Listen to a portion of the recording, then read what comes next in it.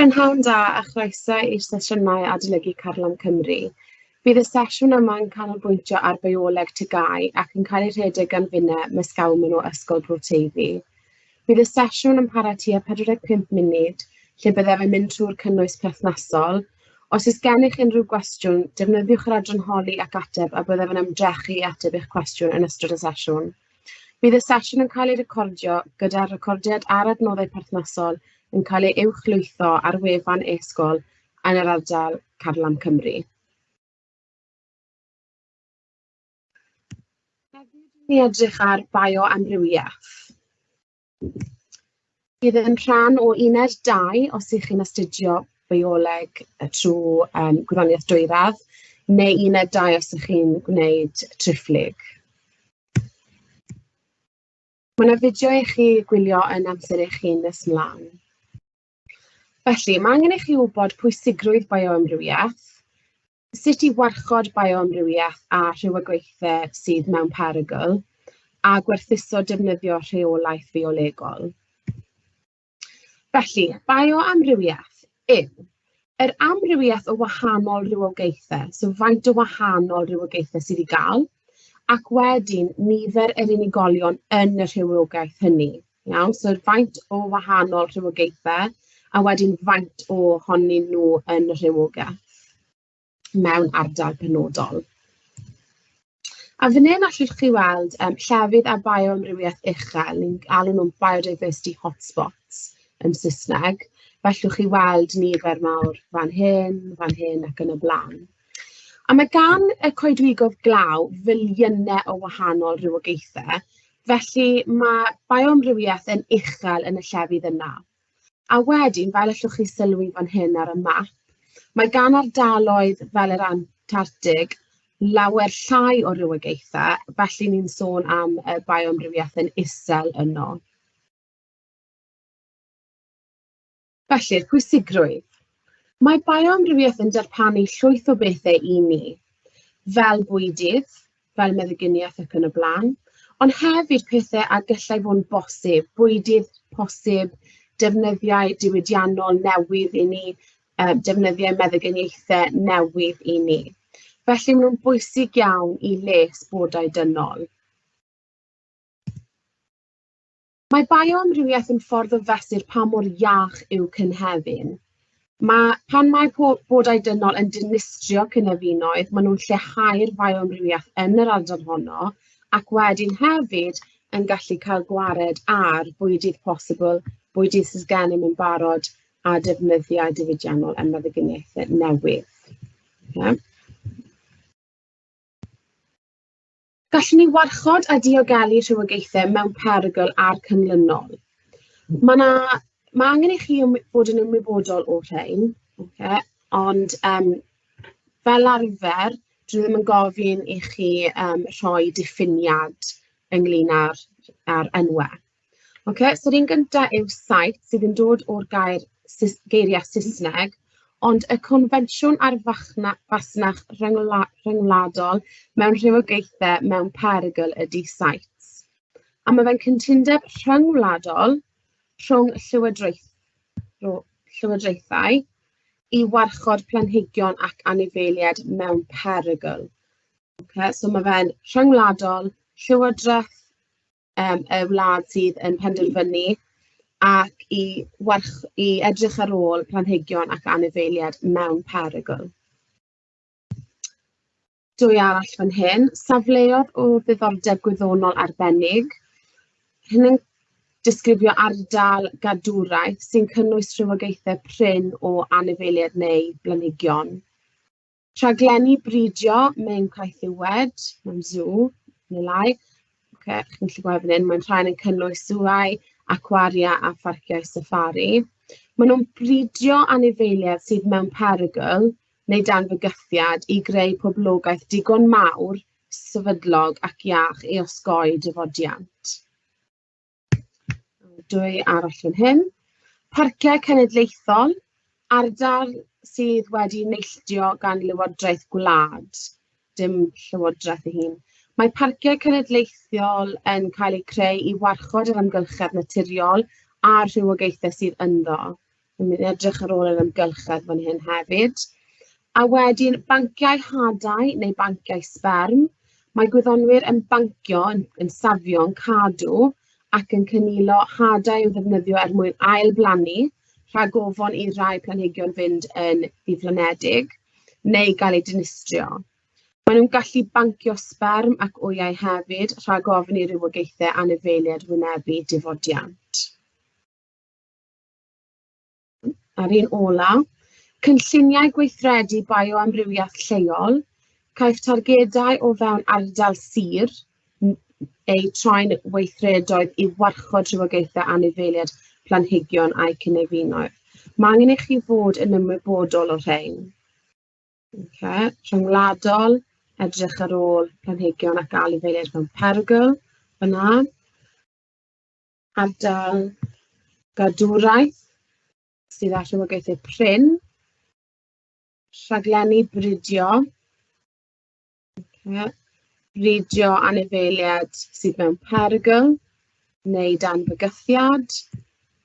Parciau cenedlaethol, amgylchedd naturiol a'r rhywogaethau sydd yn nod dim ots parau sydd tu fewn, ac wedyn fan hyn bancio i cadw hadau a sperm ac wyau er mwyn cadw planhigion a anifeiliaid o mynd yn llwyr.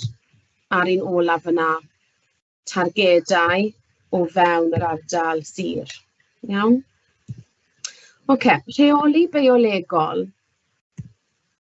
Mae'n ddrwg 'da fi am hynny. So mae rheoli biolegol yn golygu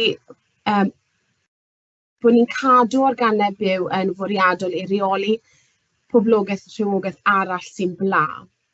So mae'r cyfrwng rheoli biolegol fel rheol yn ysglyfaethwyr sy'n bwyta'r pla, neu'n bacteria sy'n gallu dinistrio'r pla, fel os ni'n sôn am planhigion yn enwedig fan hyn.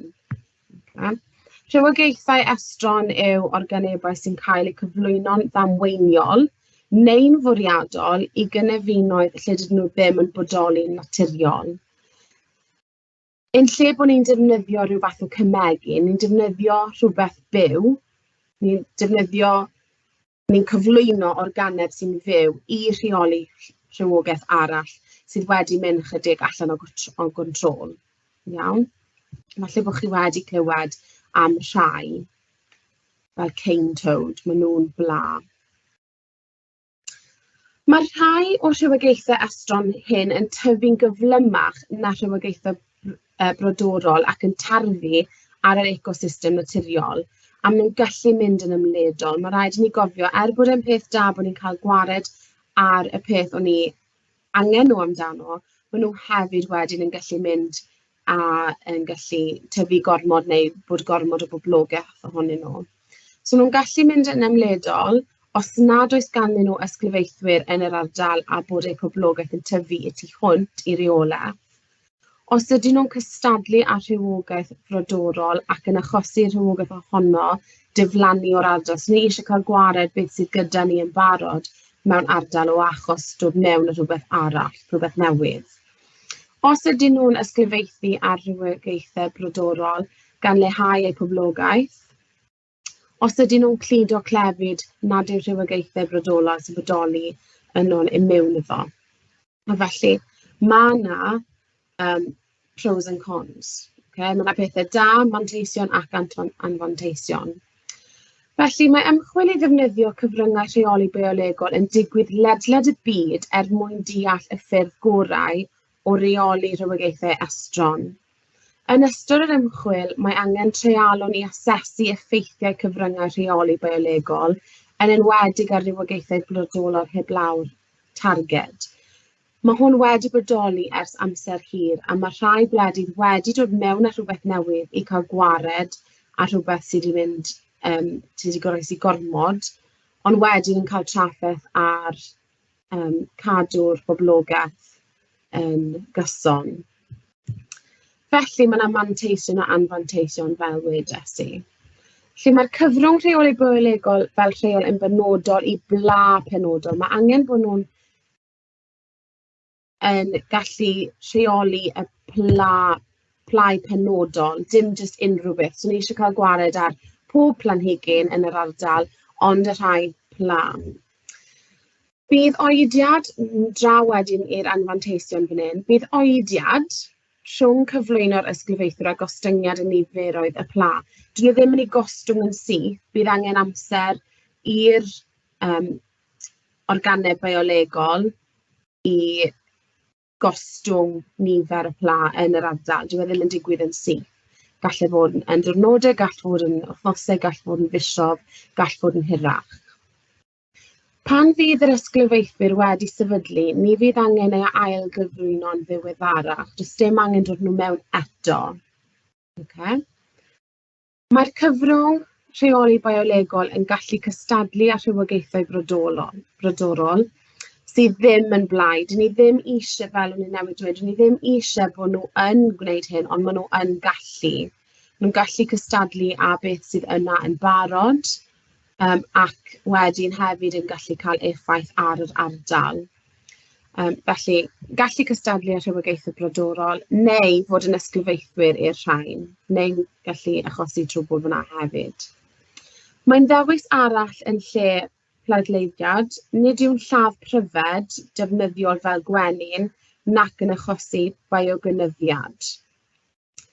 Mae'r cyfrwng rheoli biolegol yn gallu cyflwyno clefydau newydd. Gan bod ni'n dod mewn ar rhywbeth newydd, gall fod hyn wedyn yn cyflwyno clefydau newydd i'r ardal sydd yn gallu effeithio ar rhywogaeth gwahanol. Okay, so angen cofio mae dod mewn ar rhywbeth i cadw niferoedd lawr, ond bod dod mewn ar rhywbeth i'r ardal yn gallu cael effaith ar rhywogaethau arall yn yr ardal. Dosbarthiad a bioamrywiaeth, felly. Sut gallwn ni defnyddio cwadradau a thrawsluniau i samplu poblogaeth? Y dechneg dal ail-ddal am haen uwch yn unig. Mae angen i chi ddeall y dasg ymarferol benodol mesur niferoedd rhywogaeth. Lle fydd nhw'n gofyn i chi ysgrifennu dull mwyn mesur niferoedd rhywogaeth, neu yn rhoi gwybodaeth i chi ddadansoddi ac i ychwanegu gwybodaeth i'r ateb. Felly, edrychwn ni ar y llun yma nawr, gobeithio bod chi wedi gweld llun fel hyn o'r blaen. A dwi'n mynd i egluro'r dull wrth i chi edrych ar y llun yma. Okay. Ni'n gosod 2 tap mesur, un fan hyn a un fan hyn, ar ongl sgwar fel ych chi'n gweld, ar hyd ymyl yr arwynebedd rydych chi'n ei samplu, falle K. A ni'n mynd i dewis ble mae ochrau'r K, i ni'n mynd i edrych arnyn nhw. Mae'r dull yma yn dull cyffredinol, gall bod mwy o wybodaeth yn yr papur arholiad, yn y cwestiwn, ble bydde angen i chi addasu'r dull ychydig. Ond hon yw'r dull cyffredinol, felly ni'n rhoi tap mesur 20 metr fan hyn a 20 metr fan hyn. Chi'n rolio deis, 2 dis, 20 ochr i benderfynu ar y cyfesurynau. Iawn, edrych ar un deis, rolio deis fan hyn, i weld beth mae fe'n gweud, a rolio un fan hyn hefyd, i cael y pwynt yma. Chi'n rhoi'r cwadrat, yr cwadrat sydd yn 1 metr ac 1 metr, yn y pwynt fan hyn, yn y pwynt lle mae'r cyferysynau yn cyfarfod, iawn, yn y pwynt yma. A hap samplu yw enw ar y dull yma, a mae fe'n lleihau tuedd. Chi'n wedyn yn cyfrifo, so dyma'r cwadrad fan hyn, dyma'r sampl o'r cwadrad, 1 metr ac 1 metr. Byddwch chi'n rhoi hwnna lawr ar y pwynt yma, a byddwch chi'n cyfri yr rhywogaeth tu fewn. Gall fod yn blodau, gall fod yn coryn, gall fod yn beth bynnag. Fel arfer, i ni'n edrych ar planhigion gan bod nhw ddim yn symud, ond gall eich arholiad chi wrth gwrs roi rhyw fath o ganlyniadau i chi. Felly, ni'n cofnodi y canlyniad yma, felly byddwn ni'n cyfri fan hyn i weld faint oedd tu fewn i'r cwadrad ac yn cofnodi hwnna mewn tabl. Wedyn, byddwch chi'n ailadrodd y camau o rolio'r dis, iawn, rolio fe eto, a byddwch chi'n rhoi'r cwadrad ar y pwynt yma tro hyn, a byddwch chi'n cyfri y nifer sydd tu fewn tro hyn. Okay. Dwi wedi rhoi'r dull fyna i chi, ond eisiau dangos i chi tra bod fi'n dweud o'n i fyna. So dwi wedi rhoi'r camau i chi fan hyn. Yna, gallwch chi gyfrifo sgôr cymedrig ar gyfer faint o lygaid y dydd, fel oedd gyda ni fan hyn, yn yr esiampl llygad y dydd, sydd mewn cwadrat 1 metr sgwar. Gallwch chi wedyn lluosi hwnna gydag arwynebedd y cynefin. So gwedwch bod ni wedi defnyddio ca sydd yn 20 metr sgwar. Gallwn ni lluosi gyda arwynebedd y cynefin. Mae hyn wedyn yn rhoi amcangyfrif o gyfanswm poblogaeth llygad y dydd. Dyw e ddim yn rhoi'r rhif penodol, ond ni'n gallu amcangyfrif, estimate, faint ohonyn nhw sydd i gael. So syniad samplu yw na allwch chi gyfri llygad y dydd i gyd yn fanwl gywir. Chi ddim yn gallu mynd o gwmpas y ca yn edrych yn hollol gywir ar faint sydd i gael. Felly ni'n hap samplu i weld yr amcamgyfrif. Felly rydych chi'n cymryd samplau ac yn cyfrifo amcamgyfrif o'r boblogaeth o'r rhain. Iawn, so byddwn ni'n cyfri 5, 10 ac 20 a 3 ac wedyn lluosi gyda arwynebedd y cynefin. Felly, mae angen i hefyd wybod am defnyddio cwadradau a thrawsluniau i samplu'r amgylchedd. Yr cwadradau, cofiwch, yw'r sgwar. Fel arfer mae pren tu allan ac wedyn mae yna bariau fel wire, fel metal, bod chi'n gallu gweld trwyddo yn glir. A hwn sydd angen i edrych ar nawr, sef y cwadradau a thrawsluniau. A gallwch chi weld fan hyn bod yna llinell trawslun. Iawn? Ac eto, mae angen i ni edrych ar y dull. So, cyfres o samplau cwadrad wedi cymryd mewn llinell. Iawn, so fel y tro yma, yn lle hap samplu, tro diwetha o'n i'n mynd falle fan hyn, a tro nesaf falle fanna. Tro hyn, ni'n neud e ar draws llinell. Okay. Ni'n gosod tap mesur neu rhaff ar draws yr arwynebedd i ni'n samplu fel hyn. Iawn, ni'n rhoi rhaff neu pren mesur ar hyd. Ni'n gallu gweld fan hyn bod ni wedi defnyddio 20 metr unwaith eto. A dyna'r trawslun, ni'n cadw i'r llinell yna. Rydyn ni wedyn yn gosod y cwadradau'n rheolaidd ar hyd y llinell. Byddai'n gosod y cwadrad gyntaf yn cyfri, byddai'n gosod wedyn fan hyn, ble nes i gorffen yr un gyntaf, byddai'n rhoi e lawr eto, ac eto, ac eto, ac eto, ac yn cyfri y rhifau wrth mynd. Iawn? Allwn ni jyst pigo un lan a troi e draw. Troi e dros, a troi e dros, a troi e dros, ac yn y blaen. Mae'r planhigion a weithiau anifeiliaid yn y cwadrad yn cael eu cyfnodi. Ond fel wedes i, llawer o weithiau byddwn ni'n gweld bod unrhyw beth byw sydd ddim yn planhigyn yn symud i ffwrdd, ond yn dibynnu'n llwyr. A dwi wedi rhoi yr gwybodaeth fyna i chi. Mae'r trawsluniau'n gallu dangos amlder rhywogaeth mewn cynefin, faint mor aml i ni'n gweld e, a dosbarthiad rhywogaethau mewn cynefin. Gallwn ni edrych ar os na fwy o blanhigion yn yr haul neu beidio? Oes na mwy o rywogaethau gwahanol yn agos i'r afon neu ddim? Felly gallwn ni cymharu gwybodaeth pan ni'n gwneud hyn. Allwch chi edrych ar chat sy'n gwynebu ffordd gwahanol. Yna fideo arall i chi fyna hefyd. Y dechneg dal neu ail-ddal, sef haen uwch yn unig. Mae'r dechneg dal ail-ddal yn ffordd o amcangyfrif eto. Dyn ni ddim yn cyfri'n gywir, ni'n amcangyfrif maint poblogaeth, rhywogaeth a nifail.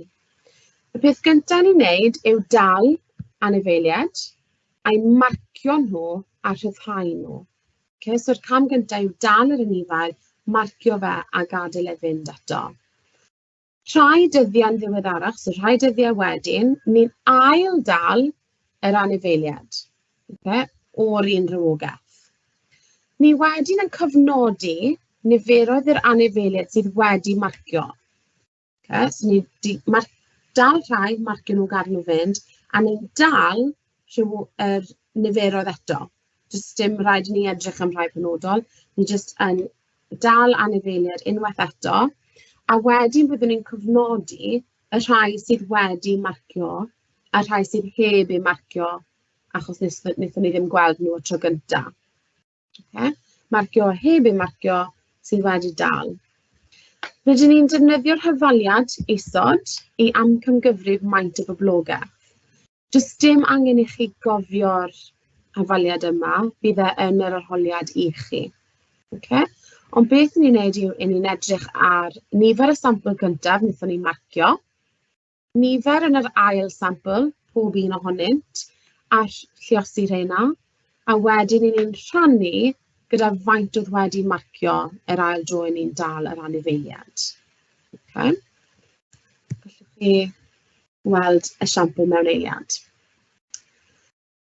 Mae rhaid i ni wneud yn siŵr does dim marwolaeth, does dim llawer o fewn fido nac all fido, a dydy'r dechneg farcio ddim yn effeithio ar siawns yr anifail i oroesi.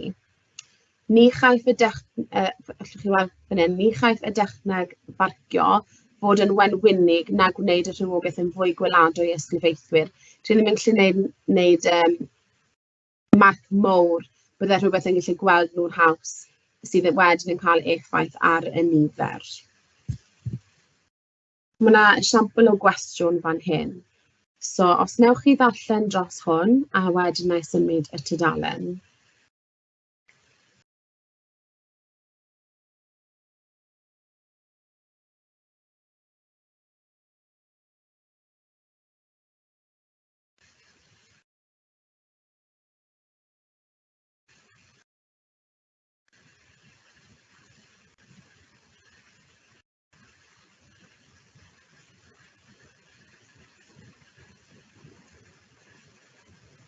Os ych chi dal yn darllen, llwch chi gwasgu pause. Ond jyst cwpl o bethau fan hyn. Mae yna wybodaeth fan hyn, a falle eich bod chi ddim yn gwybod beth yw rhywbeth, iawn? So ni'n edrych ar malwod gardd fan hyn, ac felly mae mwyafrif ohono ni'n siŵr o fod yn eitha hapus gyda beth yw hwnna. Ond os nad ych chi yn gwybod, mae yna llun ar y dudalen nesaf, bydd e o dan yn eich arholiad, ond hefyd does dim ots. Mae angen i chi canolbwyntio ar y gwybodaeth gwahanol. So, grŵp o fyfyrwyr, does dim ots, cyfrifo maint o rhywbeth mewn 5 ardal gwahanol o faint debyg a dim ots. Maen nhw'n samplu'r 5 ardal o dir yr ysgol yn gynnar yn y bore, ar ddiwrnod llaeth, dim ots ar hyn o bryd. Maen nhw'n samplu pob ardal unwaith yn unig a'n cyfri nifer y malwod maen nhw'n dod o hyd iddyn nhw. Cael eu marcio, a swotyn bach gwyn, a wedyn rhyddhau nhw. So, os nad ych chi'n gwybod beth yw malwod, does dim ots o gwbl yn y cwestiwn yma. Ond mae yna lun yn dod. Felly, maen nhw wedi mynd o gwmpas y 5 ardal gwahanol, a maen nhw wedi rhoi smotyn bach gwyn ar y malwen gardd. tuag wythnos yn ddiweddarach, so rhai dyddiau wedyn, nhw wedi dewis wythnos, ar fore llaeth, ni wedi gweld hwnna ar blaen, so maen nhw'n gwneud pwyslais o ddweud bod e'n fore llaeth eto.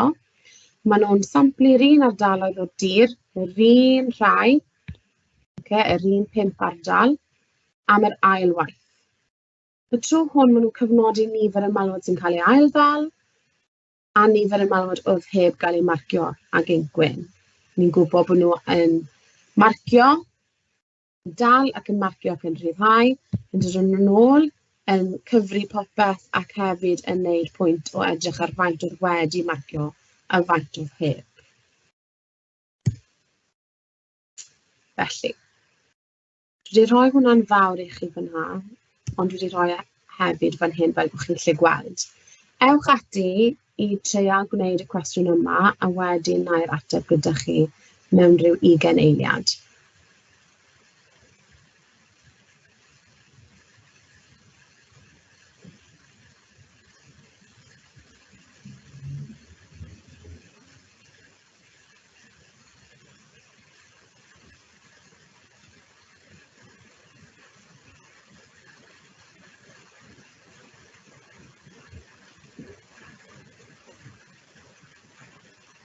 Os chi angen mwy o amser i edrych, allwch chi gwasgu pause.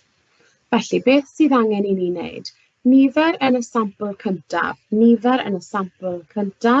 a ni'n edrych ar arddlysiau. Felly, 23, lluosi, nifer yn yr ail sampl, sef 17. A mae angen i ni wedyn, allwn ni wneud hwn ar gyfrifiannell, felly byddwn ni'n awgrymu gwneud hynny, ond mae angen i chi gofio gwasgu equals, yn gwasgu beth sy'n cael ei wneud.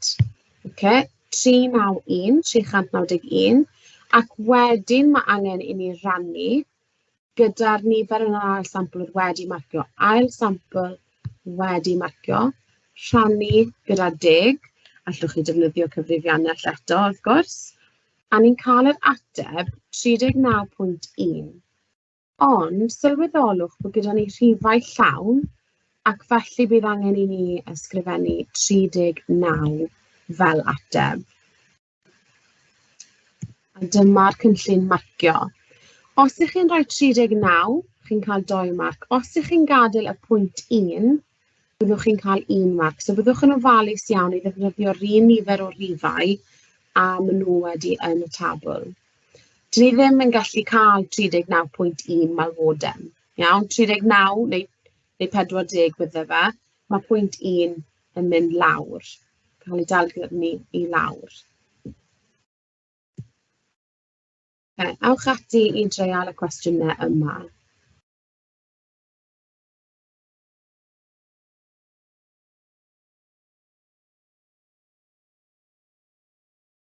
Meddyliwch nôl i'r paragraff wnaethon ni trafod gyda'n gilydd.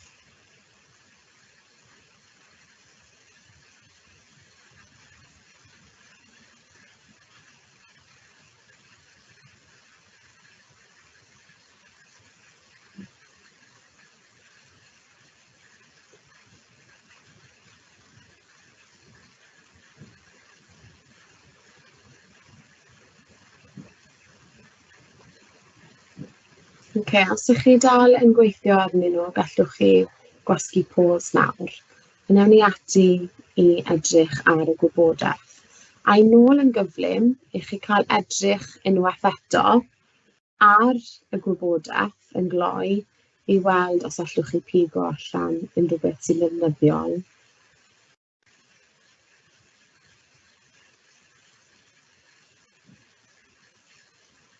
Eto gallwch chi gwasgu pause os ych chi angen, os nad ych chi'n cofio'r gwaith.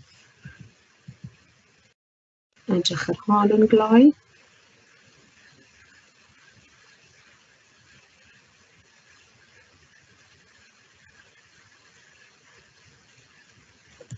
A bant ni i edrych ar yr atebion. Un ffordd mae myfyrwyr yn cadw eu ymchwiliad yn deg. Wedi samplu pob ardal yn gynnar yn y bore, neu wedi samplu pob ardal ar ddiwrnod llaeth byddwn ni wedi rhoi. Ond gallwch chi weld beth ych chi'n gallu gweld fan hyn. 1 marc wedi gael. Yr ail un wedyn, ni'n edrych ar y frontraeth. Eto, does dim angen bod chi yn gwybod beth yw e, ond mae yna lun yn eich arholiad i helpu chi. A mae'n sylweddoli bod rhain wedi cynhyddu yn ei nifer. Beth gall y myfyrwyr wedi bod wedi gwneud? A mae'r atebion yma. Nifer y bronffreithiod wedi cynyddu oherwydd bod y smotyn inc gwyn ar y malwod yn gwneud nhw'n fwy amlwg, bydden ni wedi dweud. Neu gallech chi dweud llai cuddiedig, neu yn fwy gweladwy, neu rhywbeth arall yn debyg i hynny. Bod y marcyn wedi gwneud gwaniaeth i pa mor amlwg oedden nhw. Dyna un marc, ac wedyn defnyddio inc sy'n cydweddu â lliw cefndir y falwen, gwneud y marciau yn llai amlwg, marcio gwaelod y falwen. Dyna beth gallen nhw fod wedi gwneud i stopio'r broblem. Symud ni mlaen i'r cwestiwn nesaf. So allwch chi ddarllen hwn a wedyn symud ymlaen i'r cwestiwn.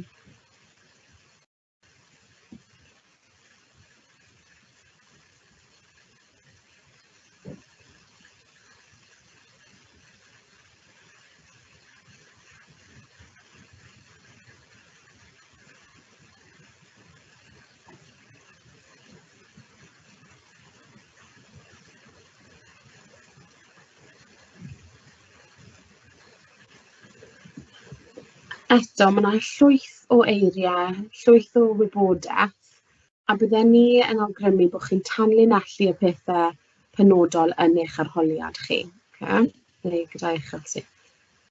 Neu beth bynnag. I ddigonedd a dosbarthu pedair rhywogaeth y blanhigyn wrth y symud o ymyl coetir tuag at y canol. Mae'n rhoi tap mesur ar hyd y llawr i ffurfio trawslun. Reit, troi hyn i'n gwybod, yn lle bod ni'n gwneud hyn a hap sampio, ni'n gwneud y llinell mawr hir ac yn mynd ar y llinell yna. Mae'n samplu bob 5 medr, felly dyw e ddim yn gwneud pob un, mae fe'n gwneud pob 5 medr. Neu un fan hyn, 5 metr wedyn, mae fe'n gwneud y llall. Gallwch chi weld yr un fath o lun fan hyn. A dyma'r canlyniadau. Drychwch yn ofalus ar beth sy'n cael ei ddangos fan hyn.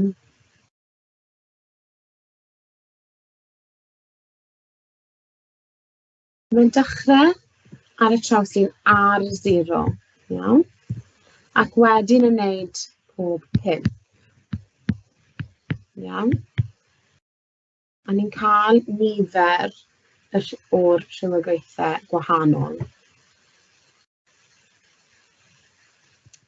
Wedi rhoi'r gwybodaeth perthnasol fan hyn yn y cornel. Gobeithio bod hwnna'n digon fawr i chi. Wrth gwrs, y gallwch chi ddim yn ati i wneud graff ar hyn o bryd, heblaw bod papur graff gyda chi. Ond allwch chi meddwl am sut byddech chi yn gwneud y graff yma.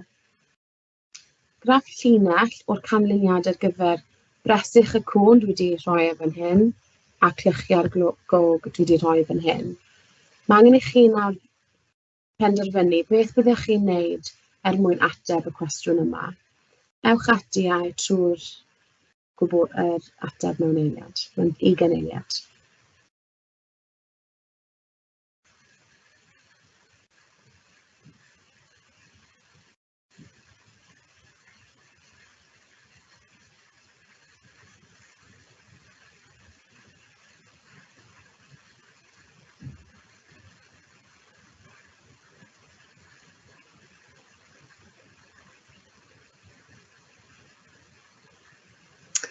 Os ych chi angen allwch chi gwasgu pause unwaith eto. Mae angen cofio gyda ateb graff bod angen i ni ddefnyddio dros hanner y papur graff maen nhw'n rhoi i chi. Felly os nai hwn, nai draw fan hyn mas o'r ffordd yna. Os nai yn fach, draw fan hyn, bydde fe ddim yn cael ei marcio. So ni'n ceisio defnyddio y papur graff gyfan, iawn? Ac felly am nawr dwi'n mynd i trio defnyddio gwmynt a hyn. Mae angen defnyddio pensil a pen mesur, allai ddim ar y gyfrifiadur. Mae angen i chi rhoi'r eich linau. Wedyn mae angen i chi labelu nhw. Nawr, pan i ni'n edrych ar y gwybodaeth yma, bydden ni yn syth yn meddwl bod angen i fi wneud graff bar o'r rhywogaeth ar y gwaelod a'r canran lan yr ochr. Ond mae angen darllen y cwestiwn yn ofalus. Mae fe am graff llinell o'r canlyniadau. Ac felly mae angen i fi edrych ar y tabl yma chydig yn wahanol. I ni'n edrych ar pellter. Pellter ar unedau. A hefyd wedyn ni'n edrych ar canran, gallwch chi ysgrifennu canran gorchuddiad ar bob pellter ar hyd y trawslim. A bod hwnna yn canran. Mae angen i chi wedyn i dewis beth yw'r sgêl sydd ar y gwaelod fan hyn. Beth ych chi'n mynd i mynd lan ynddo. Wedyn mae angen i chi plotio yn gywir. So fan hyn nawr, 0, 5, 10, 15, 20 yn weddol rhwydd i ddewis. Dwi ddim yn mynd i gwario gormod o amser yn edrych ar ble mae'r llinellau yma ar hyn o bryd. Byddwch chi'n gallu cymryd eich amser i wneud yn siŵr bod hwn yn mynd lan yn gywir. Mae'n eitha od ar cyfrifiadur, mae rhaid dweud. 10, 15. Fel wedys i, dyw hwn ddim yn berffaith o bell ffordd. A dwi heb defnyddio gwmynt â hynny o'r papur graff. Felly, bydd angen i fi edrych ar hwn eto a symud popeth allan. Wnewch yn siŵr i wneud na. Wedyn bydd angen i fi ddewis yr bariau fan hyn. A mae angen mynd lan at 80. Iawn? So bydd angen i chi edrych fan hyn i weld os allai mynd lan i 80. Mae yna le i chi defnyddio mynd lan yn 10, iawn? Os byddech chi wedi defnyddio'r gwaelod yn enwedig. Wedyn mae angen i chi plotio yn gywir. Felly, nawn ni edrych yn gloi ar clychiau'r gog. 0 a 0 bydden ni'n rhoi fan hyn. 0 a 5. 5 a 5. Wedyn ni bod fi wedi gwneud 10 fan hyn, 20. 5 a 5 fan hyn, iawn? Mae angen i chi wneud yn siŵr bod chi wedi plotio'n gywir ar bob un. Byddwch chi yn cael 2 farc am plotio'n gywir, a byddwch chi'n colli un o'r marciau yna os ydych chi wedi plotio'n anghywir. Iawn, so mae lwyth o plotiau i gwneud, a byddwch chi'n colli un pob tro maen nhw'n anghywir. So byddwch yn ofalus edrych ar y papur graff a wneud yn siŵr bod chi wedi cyfri'r bocsys yn fanwl, iawn, dim fel fi nawr yn trio dangos chi'n gloi. So dyma'r cynllun marcio. So labelu ar eich linau, ni wedi gwneud hwn, a ni wedi gwneud hon. Felly ni'n cael 1 marc. Maen nhw wedi derbyn byddai pellter ar eich linau, ond mae hwnna'n anghywir, ond bydden nhw'n derbyn yn y graff yma. Pob plot yn gywir, byddwch chi'n cael 2 marc. So mae 'da ni 3 os ydyn ni wedi gwneud popeth yn gywir hyd yn hyn, ond yn colli 1 pob tro ni'n gwneud. A cofiwch bod angen i chi wneud y 2 set yma. 2, 3, 4, 5, 6, 7, 8, 9. Mae angen i chi cael 10 yn gywir i cael y 2 marc. Wedyn, llinellau manwl gywir wedi labelu'n briodol. Ar ôl gwneud y plotio i gyd, mae'n jyst dewis plotio, mae angen i chi wedyn, na jyst gwneud hwn am nawr, mae angen i chi ddweud clychau'r gog. Dyw rhain ddim yn gywir ar hyn o bryd, ond mae angen i chi labelu yr llinell. Iawn? Derbyn pwynt i bwynt. Llinellau manwl gywir wedi labelu'n briodol. Maen nhw hefyd wedi derbyn pwynt i bwynt neu gromlin ffit orau, ond hon maen nhw'n edrych am. Felly 4 marc am gwneud y graff yn gywir. Unwaith i chi'n gwybod sut i wneud graff, mae'r marciau'n dod o'r llefydd, yr un llefydd pob tro. Mae yna 1 marc am rhoi'r eich linau a'i labelu, mae yna 2 marc ar gyfer plotio ac 1 ar gyfer y llinell a labelu'r llinell weithiau. Drychwch ar y cwestiynau yma, a wedyn awn ni trwy'r atebion. Falle bydd hon yn galed I chi os na wnaethoch chi penderfynu sut byddech chi'n gwneud e yn fanwl. Okay? Gan bod fi wedi mynd trwyddo fe'n eitha gloi achos bod ni'n rhedeg mas amser, falle bydd hwnna'n galed I chi ar hyn o bryd. Ond tro nesaf gallwch chi gwasgu pause a gwneud y graff ac edrych ar y cwestiwn yma'n fanwl. Chi edrych ar y cwestiwn yma os na ydych chi'n gallu gwneud hon.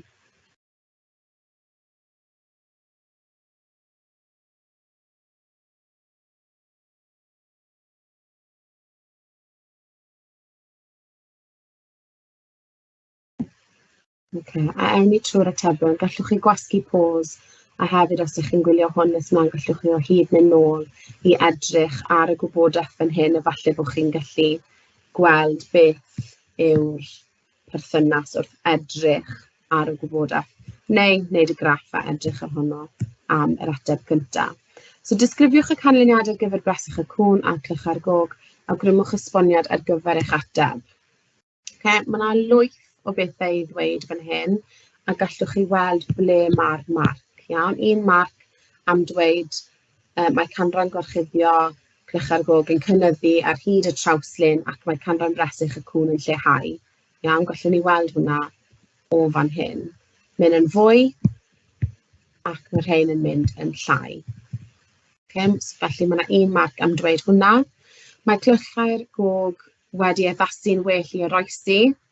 Mae clychau'r gog yn cystadlu'n well na bresych y cwn am olau dŵr neu mwynau lle gwag, a clychau'r gog yn gallu cael mwy o olau neu'r ffordd arall rownd. Okay? So mae yna llwyth o bethau gwahanol gallwch chi ddweud am y ddoi farc fyna. Pam bydde samplu ar hap wedi bod anaddas yn yr ymchwiliad hwn. Maen nhw'n edrych ar effaith yr amgylchedd a'r dosbarthiad. Mae trawslu'n astudio dosbarthiad. Okay. So bydde ddim hap samplu wedi rhoi y gwybodaeth I ni bod rhywbeth yn lleihau neu'n mynd yn uwch achos bydde popeth wedi bod ar hap a bydde ni'n ffeili gweld y perthynas yna. Okay. Nid yw samplu ar hap yn astudio dosbarthiad. Okay. Dau cwestiwn arall. 20 eiliad a wedyn trwy'r atebion.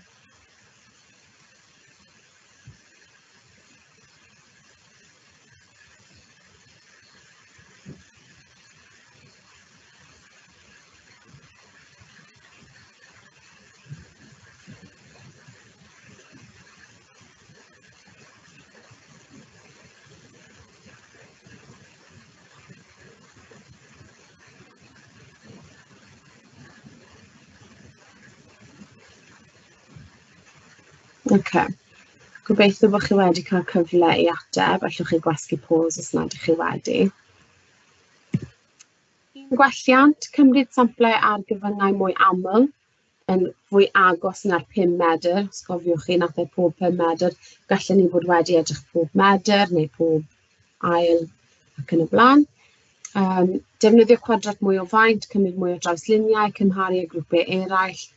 Dyn ni ddim yn gallu cael y marc am dweud rhain. Okay? So, cofiwch I sôn am cymryd samplau ar gyfyngau mwy aml.